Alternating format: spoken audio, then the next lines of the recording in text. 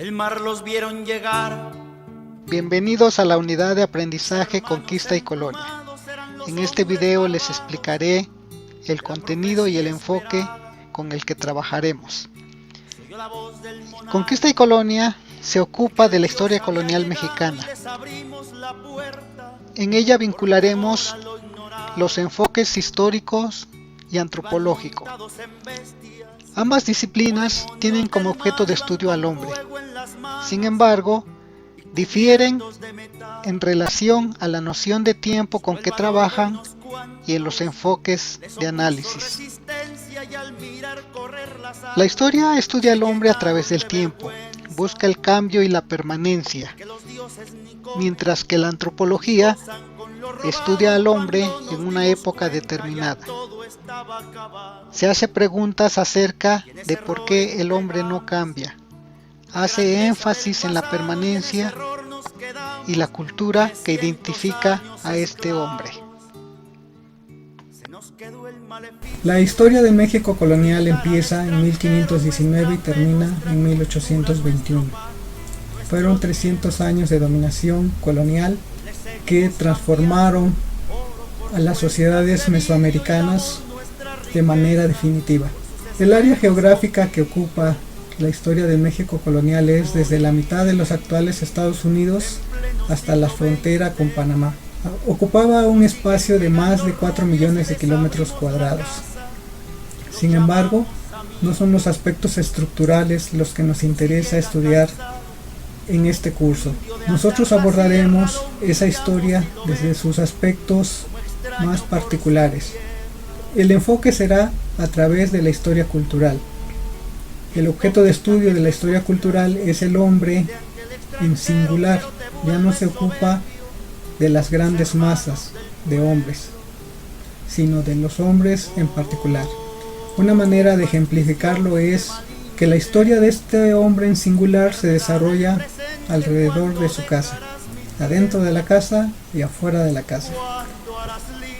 Adentro de la casa ocurren acontecimientos singulares como el nacimiento, el matrimonio y la defunción.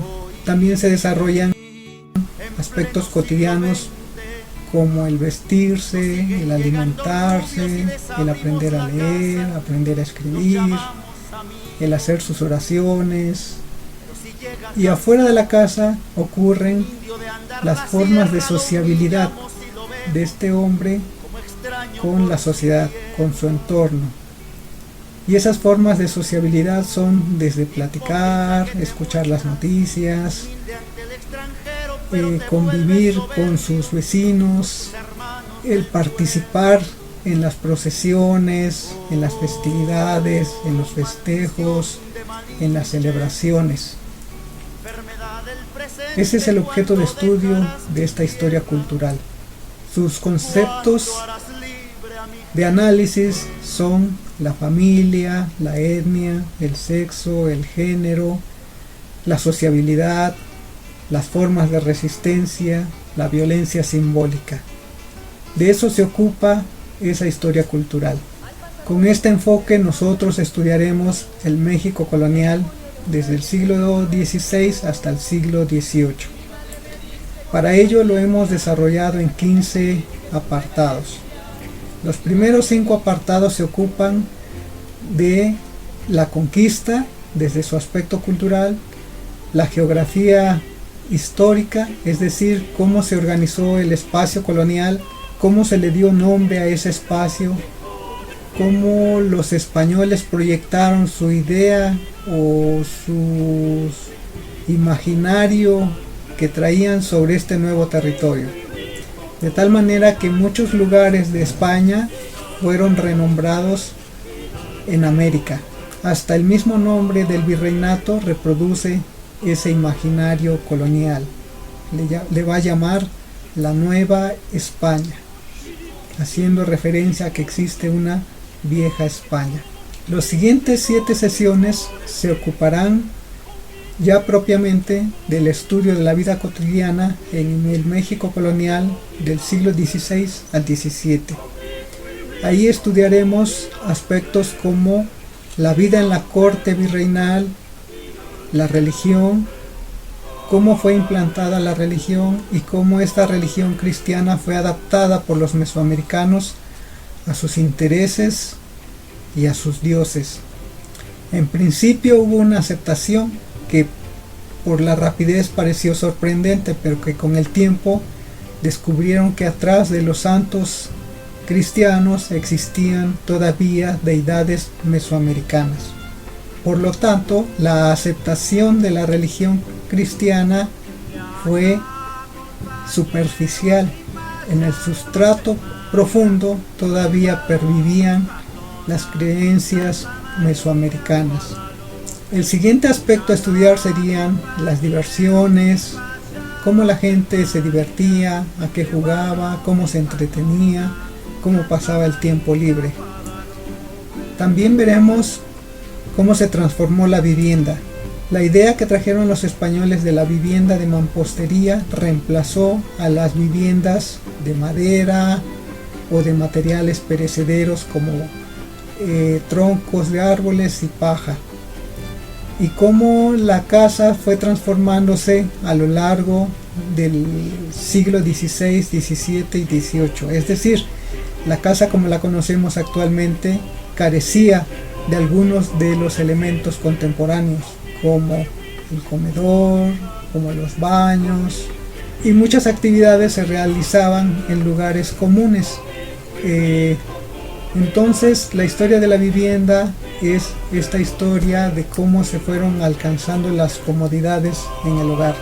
La segunda parte del curso se ocupa del siglo XVIII y específicamente de la segunda mitad del siglo XVIII, de las reformas borbónicas. Las reformas borbónicas las podemos establecer a partir de 1750 aproximadamente, y fue el esfuerzo político de la monarquía de los Borbones por modernizar las colonias americanas. Estas colonias americanas tenían que ser más rentables para la monarquía. Por ello es que hubo una reforma política, administrativa, económica y social. Después pasaremos propiamente a la Guerra de Independencia. El proceso de independencia mexicana es un proceso complejo de distintas fases políticas.